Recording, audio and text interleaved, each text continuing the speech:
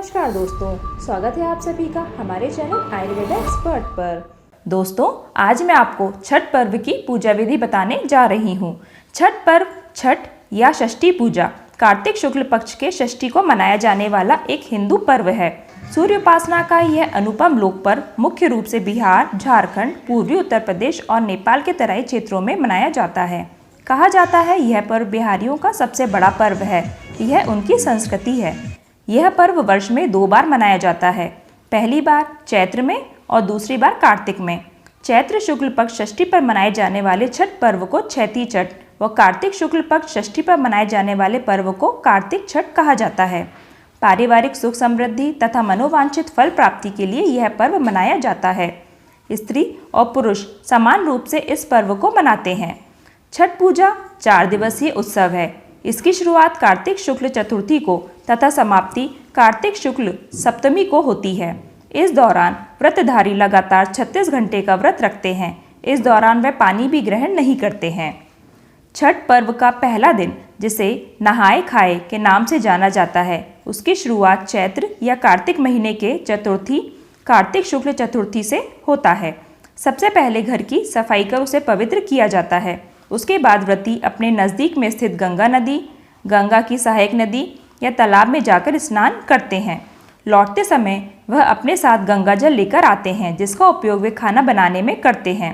व्रती इस दिन सिर्फ एक बार ही खाना खाते हैं।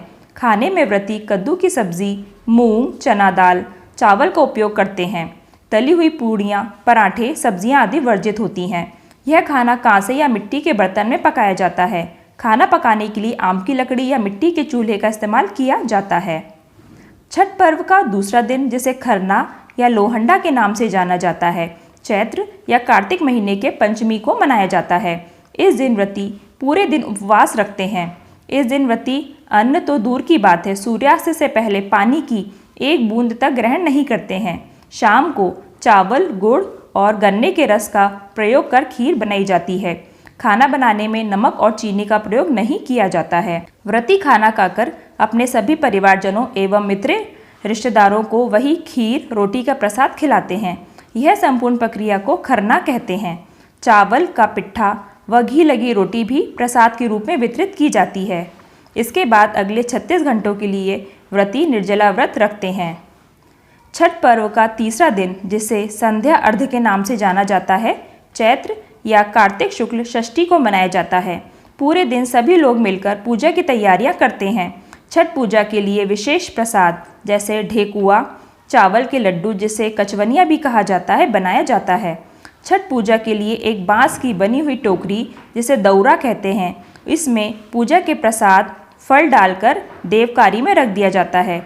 वहाँ पूजा अर्चना करने के बाद शाम को एक सूप में नारियल, 5 प्रकार के फल, नए कंदमूल, फल, सब्जी, मसाले व अन्न आदि जैसे गन्ना, हल्दी, नारियल, नींबू, पके केले आदि सामान लेकर दौरा में रखकर घर के पुरुष अपने हाथों से उठाकर छठ घाट पर ले जाते हैं। यह अपवित्र ना हो इसलिए इसे सर के ऊपर की तरफ रखते हैं। छठ घाट की तरफ जाते हुए रास्ते में प्रायः महिलाएं छठ का गीत गाते हुए जाती हैं। नदी या तालाब के किनारे जाकर महिलाएं घर के किसी सदस्य द्वारा बनाए गए चबूतरे पर बैठती हैं।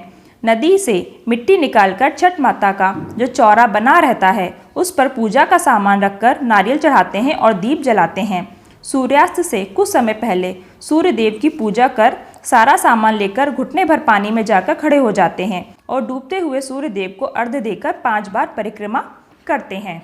चौथे दिन कार्तिक शुक्ल सप्तमी की सुबह उदीयमान सूर्य को अर्घ्य दिया जाता है। सूर्योदय से पहले ही व्रती लोग घाट पर उगते सूरज की पूजा हेतु पहुंच जाते हैं। व्रती लोग इस दिन पूरब की ओर मुंह कर पानी में खड़े होते हैं व सूर्य उपासना करते हैं। पूजा अर्चना समाप्त उपरांत घाट का पूजन होता है। वहां उपस्थित लोगों में प्रसाद वितरण करके व्रती घर आ जाते हैं और घर पर अपने परिवार आदि को प्रसाद वितरण करते हैं। व्रती घर वापस आकर गांव के पीपल के पेड़, जिसे ब्रह्मा बाबा कहते हैं, वहां जाकर पूजा करते हैं। पूजा के पश्चात व्रती कच्चे दूध का शरबत बनाकर तथा थोड़ा प्रसाद खाकर व्रत पूर्ण करते हैं, जिसे पारण या परना कहते हैं। व्रती लोग खरना दिन से आज तक निर्जला उपवास उपरांत आज सुबह ही नमक युक्त भोजन करते हैं। भोजन के साथ ही सुखद शैया का त्याग किया जाता है। पर्व के लिए बनाए गए कमरे में व्रती फर्श पर एक कंबल या चादर के सहारे ही रात बिताते हैं।